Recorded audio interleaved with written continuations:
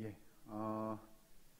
금요일날 금요기도 하면서 제가 그런 말씀을 드렸습니다. 비가 많이 오는데 많은 분들이 비로 어려움 겪지 않았으면 좋겠다고 말씀을 드리면서 기도했는데 안타까운 소식이 뉴스를 보면 너무 많이 전해져서 많은 분들이 풍수해를 입고 또 산사태로 또 물에 잠겨서 여러 아픔을 겪고 힘든 시간들을 보내는 이들이 많이 있는 것 같아서 좀 마음이 무겁습니다.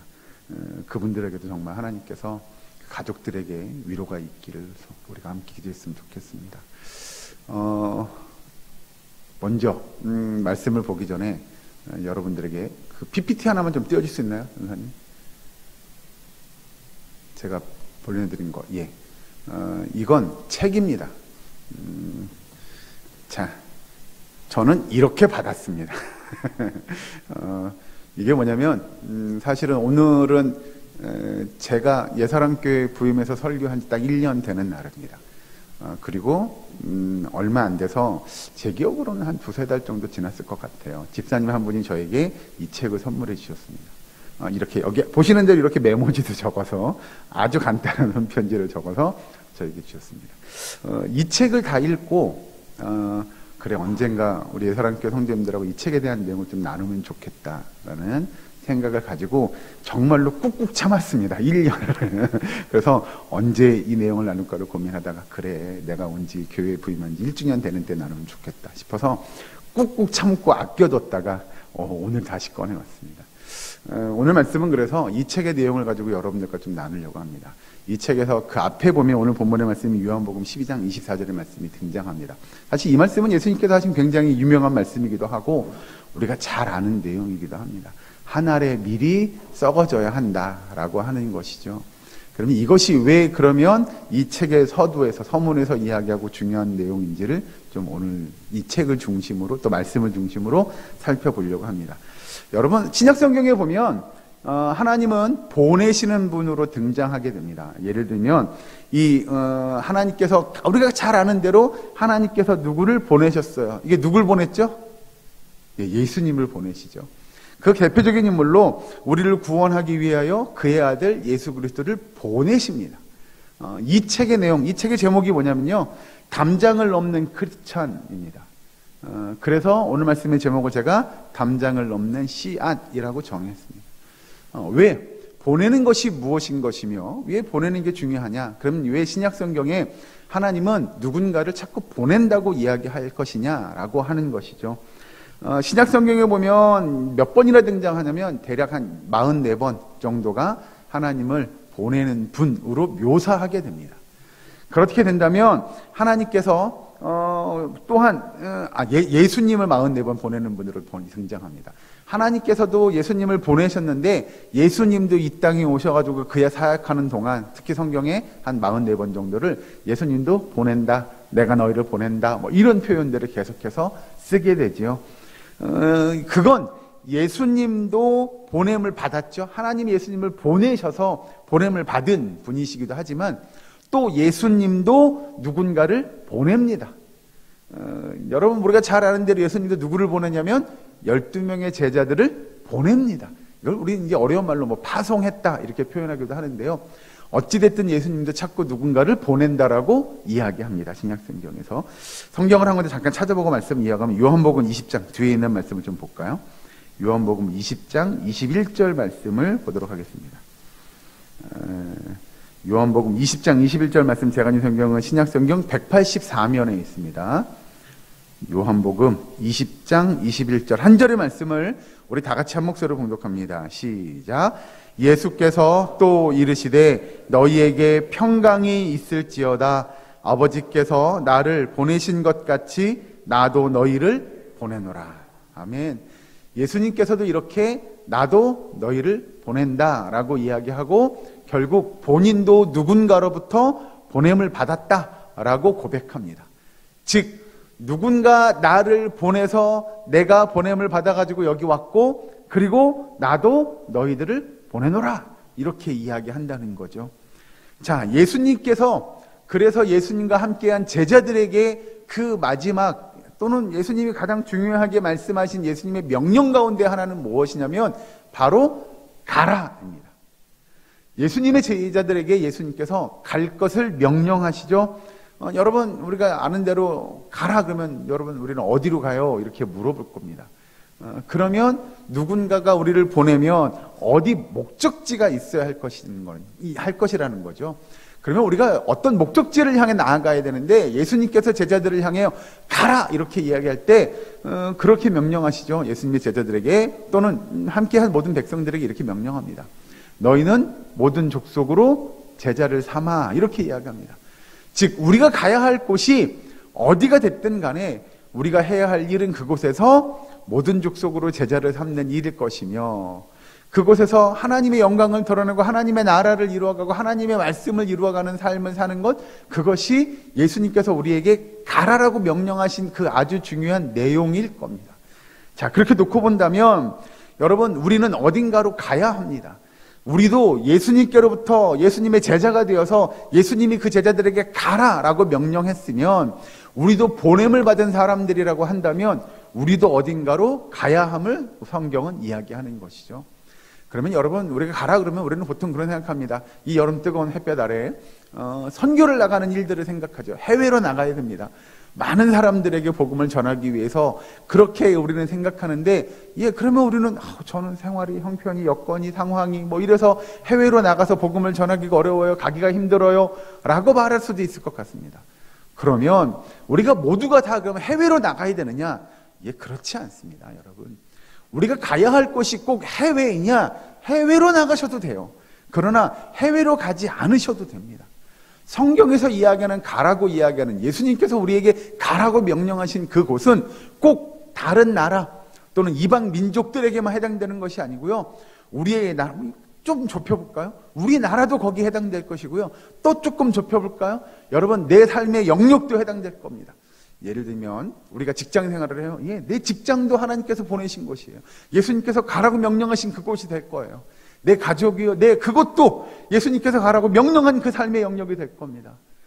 내가 속한 삶의 모든 곳, 예를 들면 가족 관계든 친구 관계든 직장의 관계든 지역사회의 관계든 어디서든 예수님께서 우리를 향하여 가라라고 명령하신 그 지역, 그 우리의 삶의 영역이라면 그곳에서 하나님의 말씀을 또 예수님의 가르침을 우리도 증거하는 일들이 필요할 것이다 라고 하는 겁니다.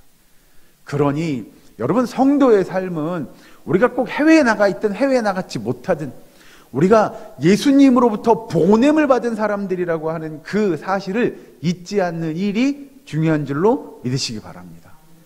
여러분, 오늘 예를 들어서입니다. 내가 직장에 아침에 출근했어요. 월요일 돼서 출근을 했어요.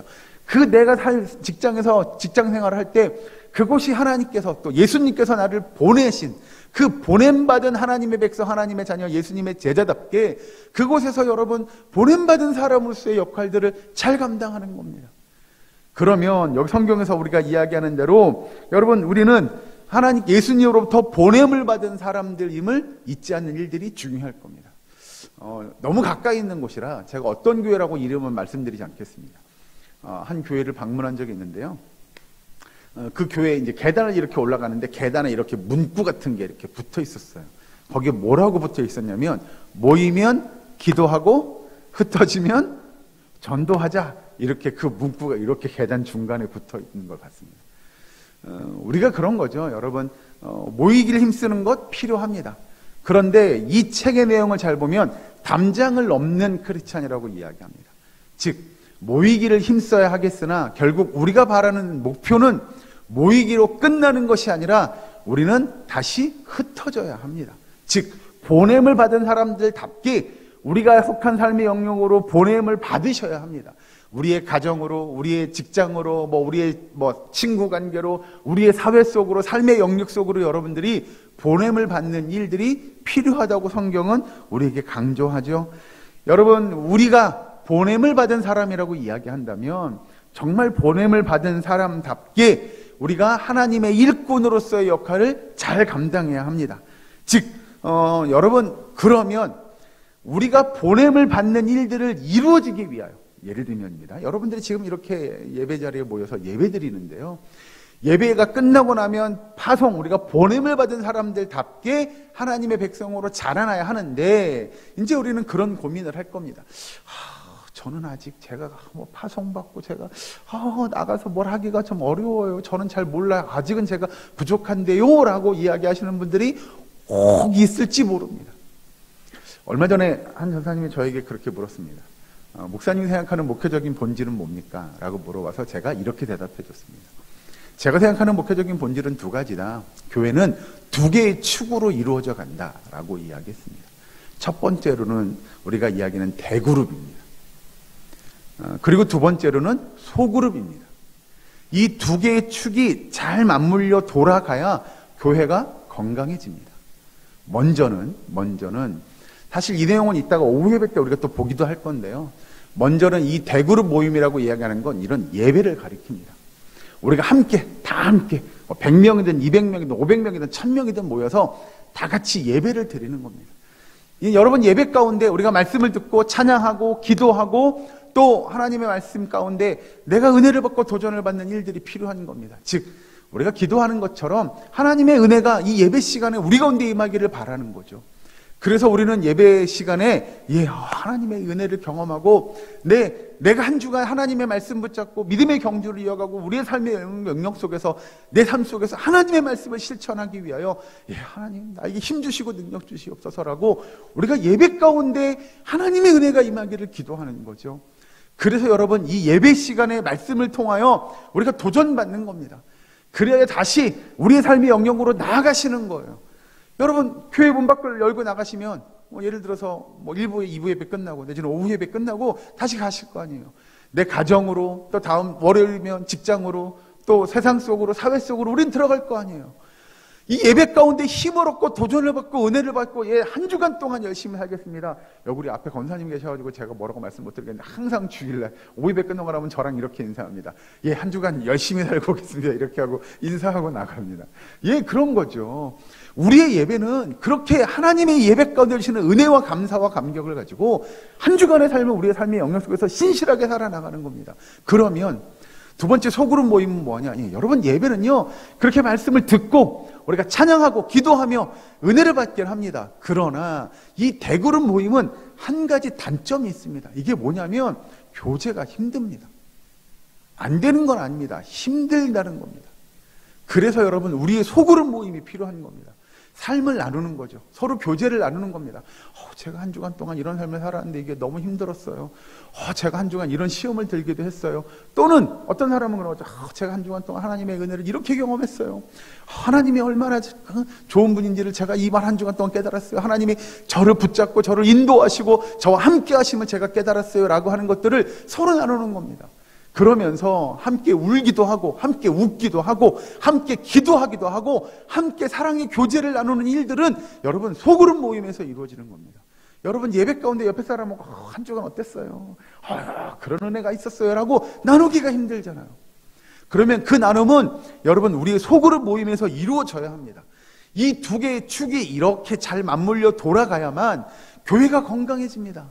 성도들이 그 안에서 여기서 담장을 넘는 크리스찬이라고 이야기하는 이런 것처럼 여러분 한 알의 밀이 자라나서 이게 담장을 넘는 일들 그래야 그 믿음이 성장해서 우리가 우리의 삶의 영역 속에서 세상 속에서 참된 그리스도인답게 변화되는 역사를 우리가 경험하게 되고 그리고 세상을 향하여 담대히 그 복음을 증거할 수 있는 믿음이 우리 안에서 자라나게 되는 겁니다. 그러면 여러분 예를 들면입니다. 사역자들은 뭐 하는 거냐라는 거죠.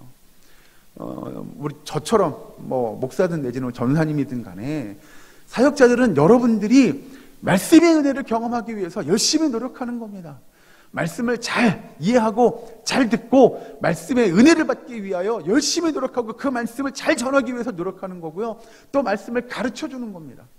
그리하여 말씀을 듣고 깨달아 알게 하시고 그래 하나님의 말씀은 그거였어. 하나님의 뜻은 그거였어. 하나님이 우리에게 이렇게 살라고 하는 거구나 라고 하는 것들을 여러분들이 깨달으시면 그걸 가지고 다시 세상에 나갈 수 있도록 잘 여러분들이 세상에서 지치거나 낙심하거나 포기하거나 쓰러지지 않도록 도와주는 역할을 하는 것이 사역자들입니다. 여러분 일종의 그런 거죠. 여러분 군대 가보면 조교들이 있잖아요. 조교들. 그래서 이건 이렇게 하시면 되고요. 이건 이렇게 하시면 돼요 라고 가르쳐드리는 역할을 하는 겁니다. 그래서 여러분들이 잘 훈련받아서 사단 마귀의 역사가 틈타지 않도록 그런 힘든 일들이, 그런 힘든 시간들이 올 수 있어요. 그러나 성경은 이렇게 이야기해요. 우리가 왜 이런 삶을 살아야 하는지를 하나님은 우리에게 이렇게 가르쳐 주세요라고 하는 것들을 이야기하는 거죠. 여러분들에게 잘 훈련시켜 드리는 것이 바로 사역자의 일입니다. 그래서 여러분, 성도는 예배를 통하여 또 소그룹 모임을 통하여 우리가 잘 훈련되어지고, 그 가운데 여기 표현을 빌리면, 오늘 성경의 말씀을 빌리자고 한다면 우리가 썩어지는 일들이 필요합니다. 우리가 변화되는 일들이 필요하죠. 그리하여 우리 안에서 싹이 나고 잎이 나고 줄기가 또는 이파리가 담장을 넘어가서 그 담장 울타리 밖으로 그 울타리의 풍성함을, 또 그 열매의 풍성함을 나타내는 일들이 우리 믿는 성도 가운데 필요함을 이 책은 이야기합니다. 그리하여 여러분, 성도가 담장 안에서, 울타리 안에서 또는 교회 안에서만 있는 것이 아니라 교회 밖으로 여러분 담대히 나아갈 수 있으셔야 함을 성경은 우리에게 가르치는 줄로 믿으시기 바랍니다. 여러분, 이 책 가운데 한 가지 뭐에 관한 이야기를 하냐면 이렇게 이야기합니다. 효과적인 복음 선포는 우리가 삶으로 시연하는 것을 말로 설명할 때 이루어진다. 이해가 좀 어려울 수 있습니다. 우리가 효과적으로 복음을 선포하는 건 우리의 삶, 어떻게 내가 살아가는지를 나타내야 되는데 그 삶을 말로 설명해 주셔야 됩니다. 잘 봐, 그냥 보기만 해가 아니고요, 내 삶을 잘 이루어가고요, 내 삶이 왜 이렇게 이루어져 가는지를 여러분들이 이야기해 주셔야 돼요. 선포해 주셔야 돼요. 알려주셔야 돼요. 그것이 바로 우리가 전하는 복음을 전하는 전도의 역사를 이루어갈 수 있게 된다고 이야기합니다. 그 중에 섬김으로 우리는 보이지 않는 그리스도를 보이게 만든다. 교회의 주된 목적은 도시를 아름답게 가꾸거나 가난한 자들을 돌보거나 빈민가를 쇄신하는 게 아니라 복음을 선포하는 거다라고 책은 설명합니다. 여러분, 우리가 하고자 하는 일들, 그럼 여기서 이야기하는 대로 다시 보시면 도시를 아름답게 가꾸거나 가난한 자들을 돌보거나 빈민가를 쇄신하는 것들, 그것을 하지 말라는 것이 아닙니다. 그것들이 하고자 하는 궁극적인 목표가 뭔지를 여러분, 우리가 놓쳐서는 안 된다는 겁니다. 그러므로 성도가 하는 모든 일들, 또 교회가 감당하는 모든 일들의 궁극적인 목표는 뭐냐면 여러분, 복음을 전하는 겁니다. 그 가운데 우리의 섬김이 있어야 한다는 것이고요, 그 가운데 우리의 헌신과 우리의 노력이 있어야 한다는 겁니다. 어떤 것이든 괜찮을 줄로 믿습니다. 여러분들이 헌신하는 방향이요, 다 좋습니다. 그런데 그 헌신의 목표와 방향이 분명해야 합니다. 목적이 아주 분명해야 합니다. 그렇지 않으면 우리가 하는 헌신은요, 나의 영광이 될 수 있습니다. 아, 내가 이거 이렇게 했어요. 아, 내가 이거 이만큼 한 거예요. 아, 내가 이 정도로 수고한 거예요. 라는 것이 될 겁니다. 그러면 우리는 하나님이 받으실 영광을 다 우리가 받으면, 우리는 나중에 하나님 앞에 책망받을 일밖에 없을 것입니다. 그래서 여러분, 우리의 헌신과 우리의 섬김은요, 분명한 목적의식이 있어야 합니다. 왜 우리가 그것을 하는지를, 그리고 그걸 통하여 어떤 걸 이루어가려고 우리가 어떤 목적을 향해 나아가는지를 여러분 분명히 나타나셔야 합니다. 그러면 여러분들이 세상 속에 살아갈 때 저는 예사랑교회 교인이에요, 예사랑교회 집사예요, 권사예요, 장로예요, 성도예요를 이야기한다면 우리가 예사랑교회 성도로서 하나님의 백성으로서 예수님의 제자로서 어떤 삶을 살 것인지를 우리는 분명히 해야 합니다. 그리고 그 일을 통하여 우리가 원하는 것, 이거예요. 즉 당신도 하나님을 보기를, 당신도 하나님을 믿기를, 당신도 은혜의 백성 되기를 우리가 기도하는 마음으로 제가 봉사하고 헌신하는 거예요라고 여러분 담대히 증거할 수 있어야 돼요. 그러니 여러분, 우리의 모든 삶은 내 가정에서나 직장에서나 사회에서나 교회에서나 우리의 궁극적인 목표는 단 한 가지입니다.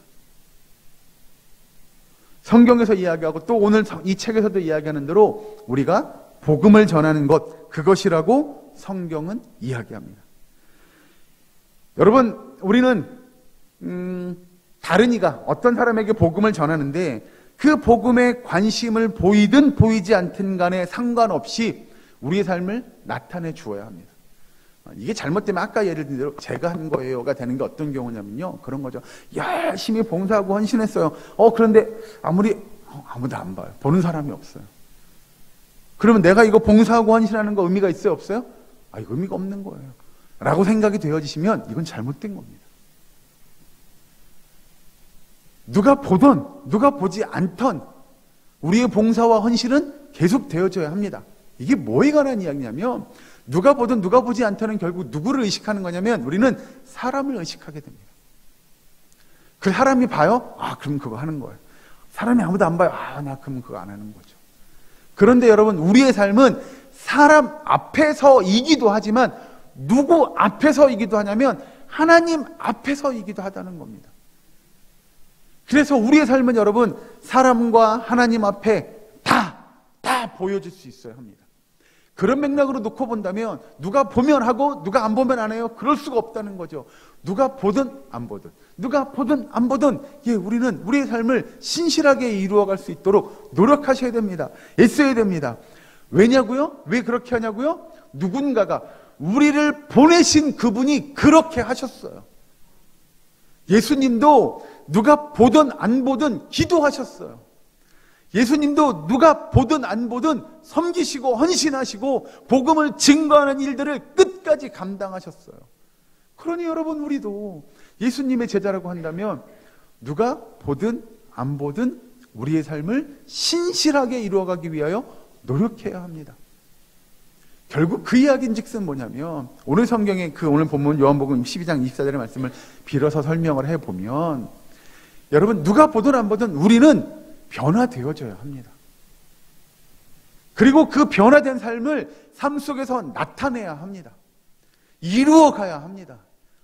내가 깨달은, 내가 도전받은, 내가 은혜받은 대로 내가 정말 하나님의 역사를 경험한 그것들을 내 삶에 적용시켜서 내 삶이 하나님의 은혜의 삶이 되고 복된 삶이 되고 도전의 삶이 됨을 여러분 나타내셔야 합니다.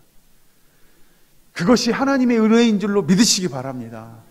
그런 변화의 역사가 있어야만이 여러분, 여기서 책에서 이야기하는 대로 우리는 성장할 수 있는 겁니다.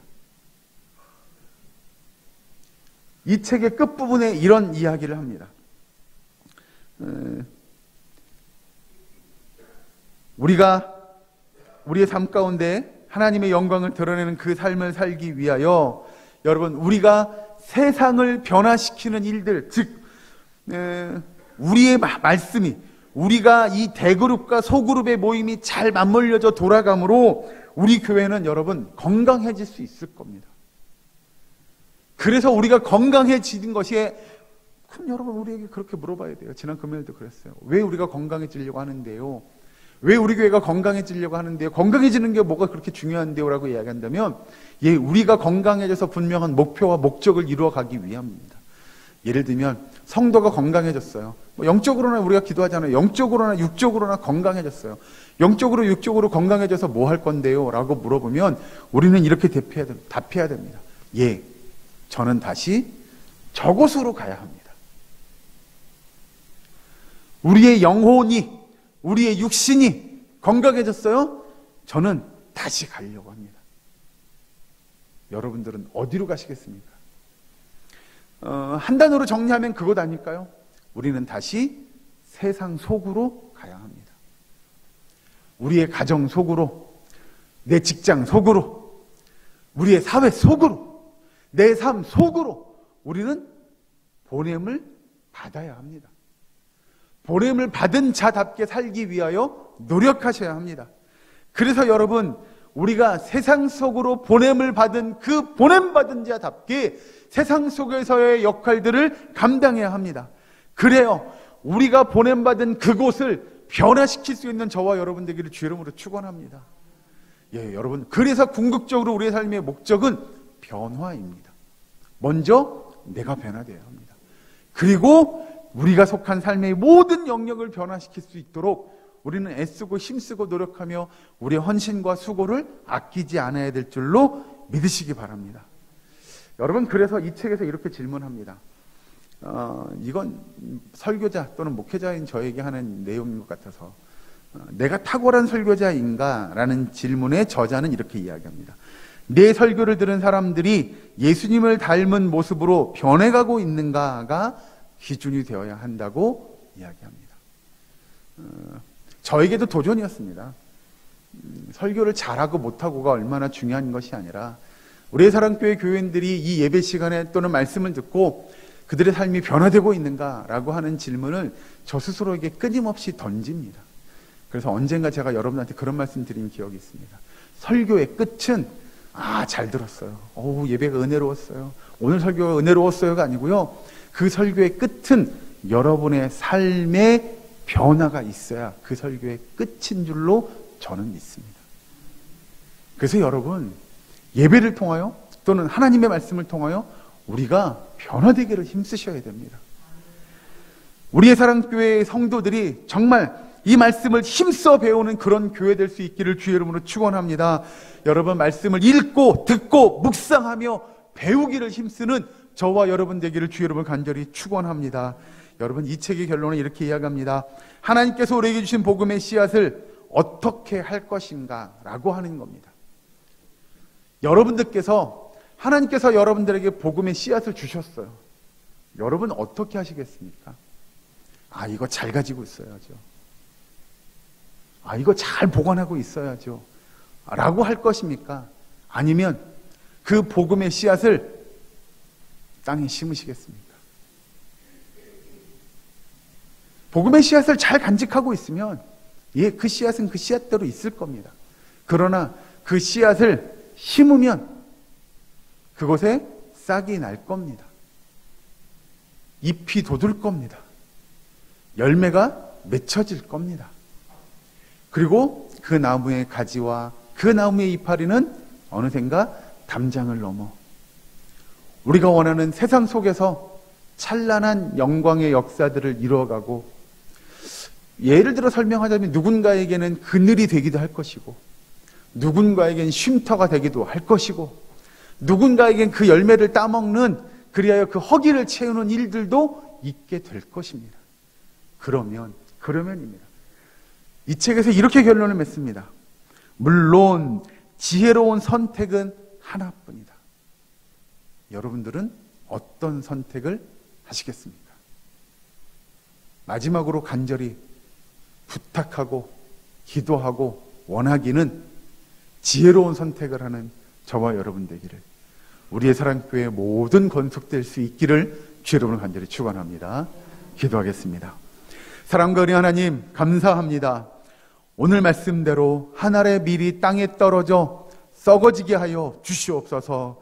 그 변화의 역사가 있게 하여 주시옵소서. 그리하여 그곳에 싹이 나고 잎이 나며 열매가 맺고, 아버지, 그 담장을 넘어 세상을 향해 하나님의 영광, 그 복음의 역사를 이루어가는 우리의 사랑교회의 모든 권속될 수 있도록 주님 인도하여 주시옵소서. 아버지, 우리의 사랑교회 권속들에게 정말 지혜로운 선택할 수 있는 그 지혜의 영을 허락하여 주시옵기를 간절히 바라옵고 나오며 예수님의 이름으로 기도하옵나이다. 아멘.